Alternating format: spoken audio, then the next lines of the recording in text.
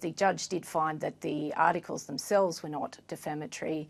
The promotion of the articles, in fact, were a defamation, which is a very interesting finding for our industry and has some quite interesting implications, I think. Well, Quentin Dempster, you've been walking a fine defamation line, reporting on corruption issues for decades. What do you make of this judgment? Well, as Catherine says, it raises issues for journalists because, and anybody tweeting, everybody's a publisher on social media nowadays, and depending on how many followers you've got, that could be quantifiable in damages if there's a trolling syndrome that goes on. Journalists will look at this judgment with a great deal of concern.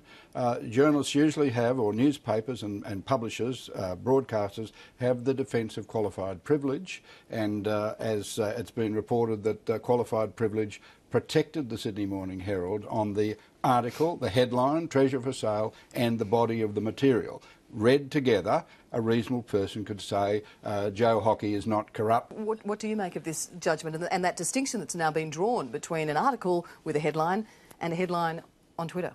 Well, I think it's a 1-1 draw, journalism versus the Treasurer, if you want to put it in that way.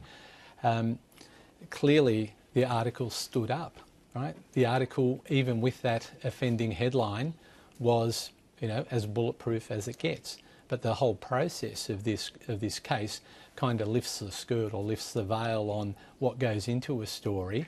For readers, that might be a public service, that they get a sense that, journalism, I know they think we're deeply flawed, this gives them another way into it.